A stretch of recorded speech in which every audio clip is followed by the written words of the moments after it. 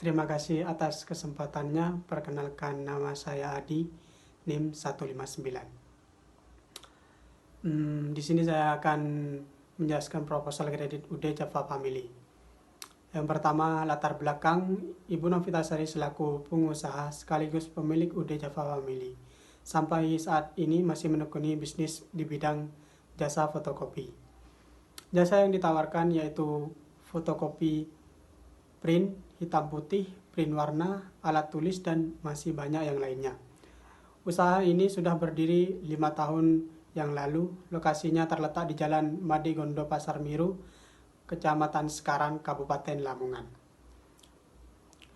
Ibu Novitasari merasa bahwa dengan semakin meningkatnya omset penjualannya, maka semakin terasa bahwa dana yang dibutuhkan untuk mengembangkan usahanya semakin besar. Selanjutnya, struktur kredit yang diajukan.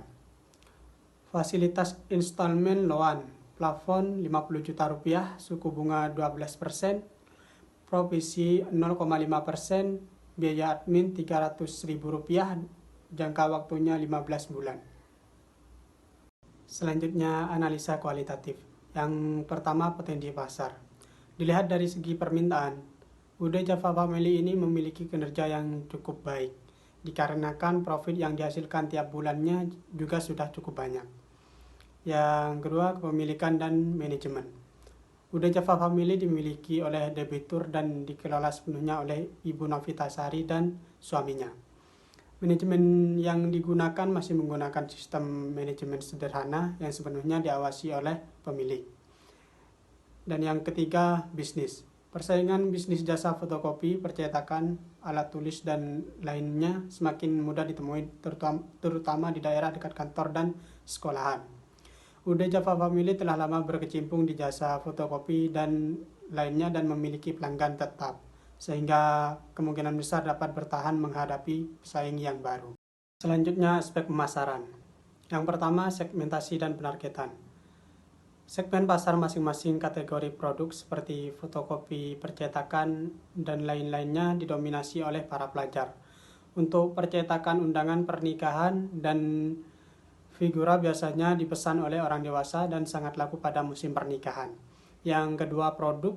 Jasa yang ditawarkan cukup beragam yaitu fotokopi, print hitam putih, print warna, percetakan, dan masih banyak yang lainnya.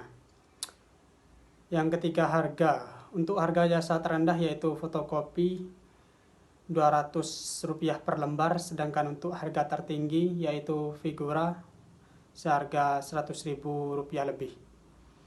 Dan yang terakhir, promosi. Promosinya menggunakan sosial media seperti Facebook, Instagram, dan WhatsApp bisnis. Aspek 7C. Yang pertama, karakter. Calon debitur memiliki kepribadian baik di lingkungan sekitar. Calon debitur memiliki riwayat hidup yang baik. Calon debitur merupakan orang yang tekun dan kreatif. Yang kedua, kapasitas. Mampu mengembalikan kredit dilihat dari perhitungan penghasilan bersih komponen keuangan lainnya. Memiliki kemampuan manajemen yang baik. Yang ketiga, kapital. Struktur usaha yang selama ini digunakan calon debitur sepenuhnya menggunakan modal sendiri. Selanjutnya akan dilanjutkan oleh rekan saya. Terima kasih. Terima kasih atas kesempatannya. Nama saya Bestari Asisani, NIM 2017-210-524. Di sini saya akan melanjutkan presentasi dari rekan saya, yaitu ada condition of economic. Kondisi yang mempengaruhi UD Java Family saat ini yaitu karena adanya pandemi COVID-19 dengan pembatasan jam operasional sehingga mempengaruhi pendapatan UD Java Family itu sendiri. Lalu ada kolateral. Nah, benda yang digunakan sebagai jaminan adalah petok tanah atau sawah warisan yang masih atas nama orang tuanya. Lalu ada coverage of insurance. Calon debitur memiliki asuransi jiwa BPJS untuk perlindungan jiwa calon debitur itu sendiri. Lalu yang terakhir ada constraint, hambatan saat ini karena adanya COVID-19 sehingga UD Java Family tidak dapat beroperasi maksimal seperti dahulu. Selanjutnya saya akan menjelaskan tentang analisa kuantitatifnya. Yang pertama ada laporan keuangan terdiri dari laporan laba rugi UD Java Family periode 31 Desember 2019. Nah, pendapatan jasa itu sebesar 82 juta rupiah. Lalu ada beban usaha yang terdiri dari beban gaji karyawan 12 juta rupiah, beban listrik 10 juta rupiah, beban internet 2.300.000 rupiah, lalu ada beban penyusutan komputer sebesar 1.500.000 rupiah, lalu ada beban penyusutan mesin fotokopi sebesar 2 juta, lalu ada beban penyusutan printer sebesar 300.000, dan beban bahan habis pakai sebesar 5 juta, sehingga total beban usaha sebesar 33.100.000 rupiah, sehingga diperoleh laba bersih dari pendapatan jasa dikurangi dengan beban usaha tadi menghasilkan 48.900.000 rupiah. Selanjutnya yaitu neraca per 31 Desember 2019, terdiri dari aktiva dan pasiva. Aktiva ini terdiri atas kas sebesar 25 juta rupiah, lalu ada perlengkapan kantor sebesar 300.000, sehingga total aktiva lancar sebesar 25.300.000 rupiah. Lalu ada komputer sebesar 3.950.000, ada akumulasi penyusutan komputer sebesar 1.500.000, ada mesin fotokopi sebesar 48 juta, ada akumulasi penyusutan mesin sebesar 2 juta, lalu ada printer sebesar 1.200.000 dan akumulasi penyusutan printer sebesar 300.000, dan ada bangunan toko sebesar 80 juta, sehingga total aktiva tetap sebesar 129.350.000 rupiah, dan total aktiva terdiri dari total aktiva lancar dan total aktiva tetap itu sebesar 154.650.000. Dan di sini ada pasiva juga. Pasiva terdiri dari modal sebesar 105.750.000 rupiah, lalu ada laba berjalan sebesar 48.900.000, sehingga total modal sebesar 154.650.000, dan total pasiva sendiri terdiri dari sebesar 154.650.000 rupiah. Selanjutnya saya akan menjelaskan tentang keterangan aset tetap. Yang pertama ada komputer HP Pavilion P2 1110L lengkap dengan perangkatnya sebesar 1 unit dengan harga 3.950.000. Lalu yang kedua ada mesin fotokopi Fuji Xerox DC SC 2022 sebesar 1 unit dengan harga 48 juta. Lalu yang ketiga ada printer Epson L220 sebesar 1 unit dengan harga 1.200.000. Dan yang terakhir yaitu ada bangunan toko di Jalan Made Kondo, Stan Pasar Miru, Kecamatan Sekaran, Kabupaten Lamongan, Jawa Timur, dengan luas 230 cm dikali 600 cm dengan harga 129.350.000, sehingga total aset tetap sebesar 182.500.000 rupiah.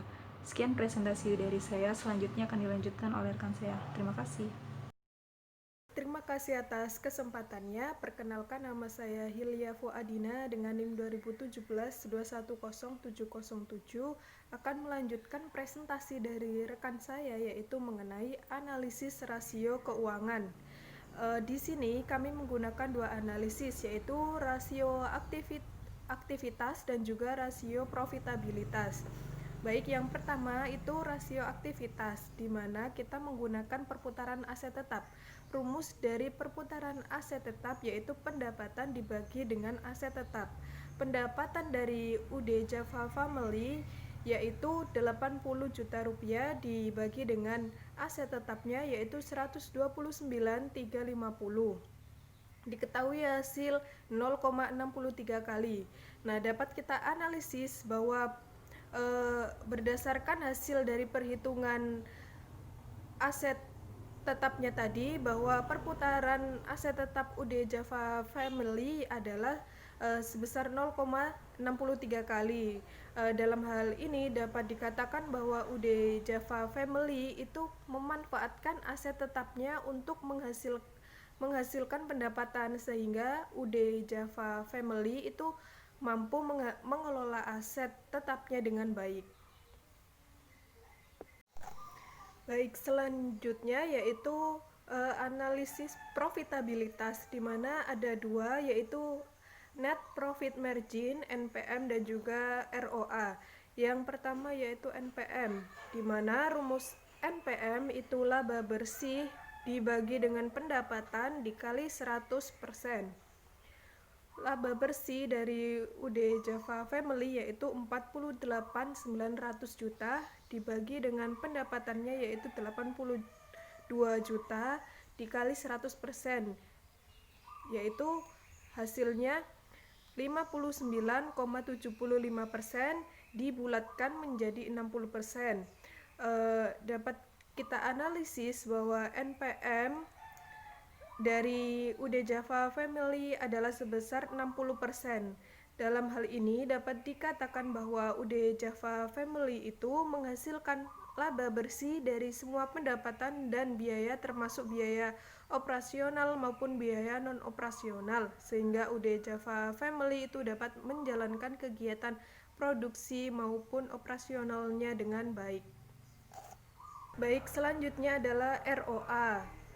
Rumus dari ROA yaitu laba sebelum bunga dan pajak dibagi dengan total aset dikali dengan 100%. Dapat kita ketahui bahwa laba sebelum pajak dan bunga dari UD Java Family adalah 80 juta rupiah dibagi dengan total asetnya yaitu 650 juta dikali 100%. Diketahui hasil 53,02% atau dibulatkan menjadi 53%. Dapat kita analisis bahwa ROA dari UD Java Family adalah UD Java Family ini menghasilkan laba bersih dengan menggunakan semua aset yang dimilikinya, sehingga UD Java Family ini mampu menggunakan semua asetnya dengan baik.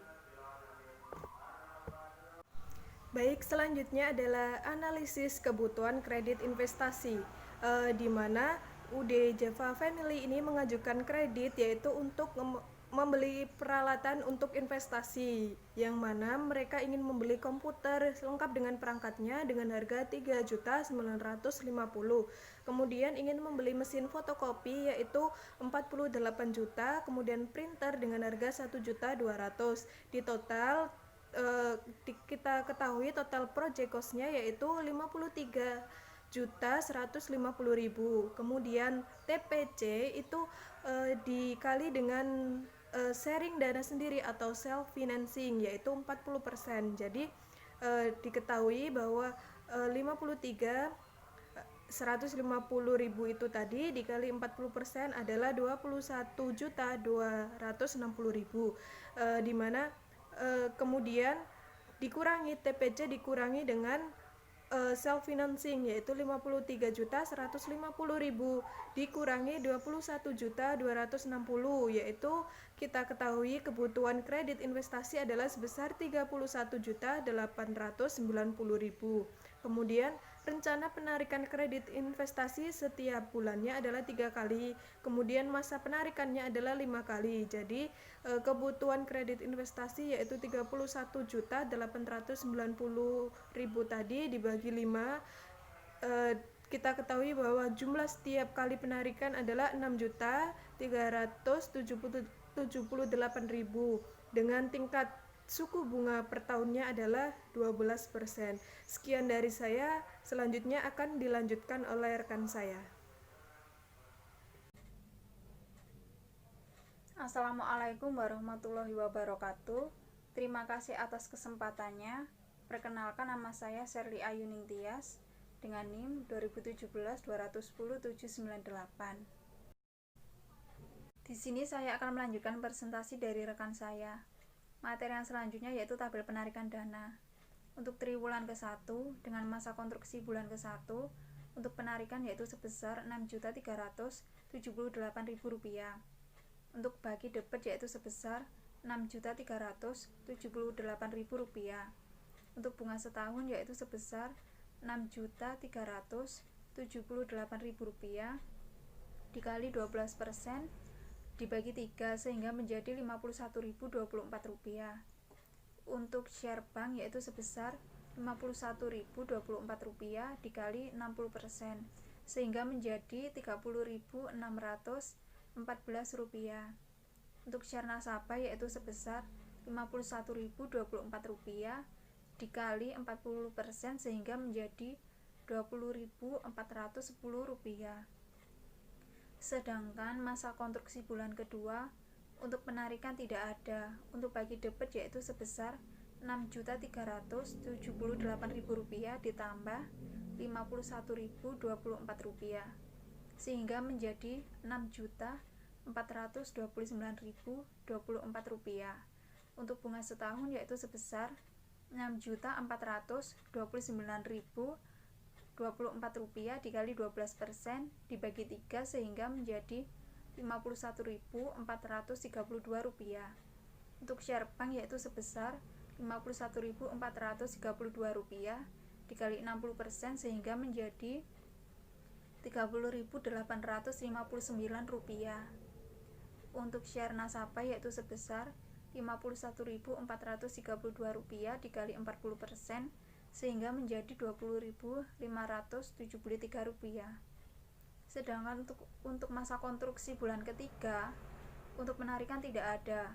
Untuk bagi debit yaitu sebesar Rp6.429.024 ditambah Rp51.432 sehingga menjadi Rp6.480.456. Untuk bunga setahun yaitu sebesar Rp6.480.456 dikali 12% dibagi 3 sehingga menjadi Rp51.844. Untuk share bank yaitu sebesar Rp51.844 dikali 60% sehingga menjadi Rp31.106. Untuk share nasabah yaitu sebesar Rp51.844 dikali 40% sehingga menjadi Rp20.738 dan seterusnya untuk triwulan kedua sampai triwulan kelima sehingga jumlah penarikan dana adalah sebesar Rp31.890.000. Untuk bunga setahun adalah sebesar Rp2.398.142. Untuk share bank adalah sebesar Rp1.438.885. Sedangkan untuk share nasabah adalah sebesar Rp959.257.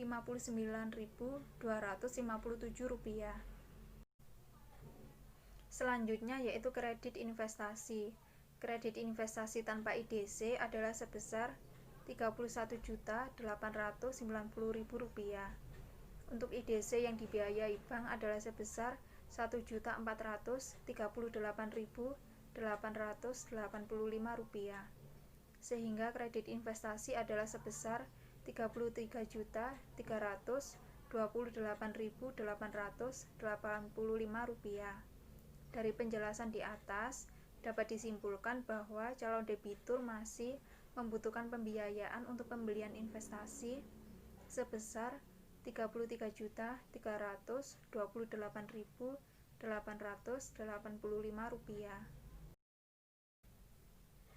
Selanjutnya yaitu analisa jaminan berupa petok tanah atau sawah warisan yang masih atas nama orang tuanya dan belum dibalik nama sehingga Ibu Novita tidak memiliki dokumen petok D atas nama Ibu Novita. Untuk nilai pasar tahun 2020 adalah sebesar Rp101.385.000. Sedangkan untuk nilai likuiditas 70% adalah sebesar Rp101.385.000 dikali 70% sehingga menjadi Rp70.969.500.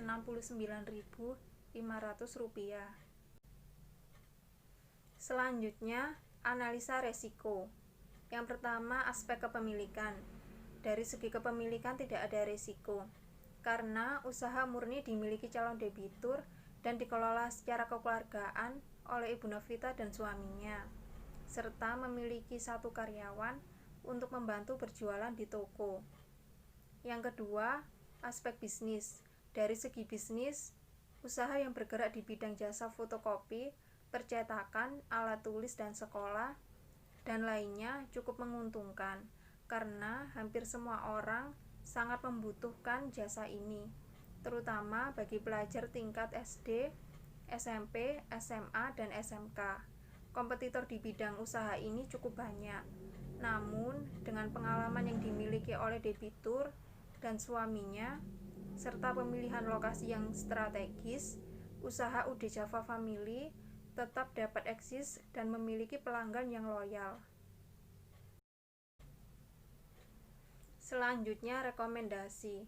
Yang pertama, nama calon debitur tidak terdaftar di daftar hitam Bank Indonesia atau DHBI dan daftar kredit macet Bank Indonesia atau DKMBI. Yang kedua, usaha berjalan dengan baik dan menguntungkan. Yang ketiga, jaminan sangat baik dan mengcover seluruh pinjaman. Yang keempat, karakter calon debitur sangat baik, ramah, sopan, saling terbuka, dan kooperatif dalam memberikan informasi. Sekian presentasi dari kami. Apabila ada salah kata, kami mohon maaf. Dan terima kasih.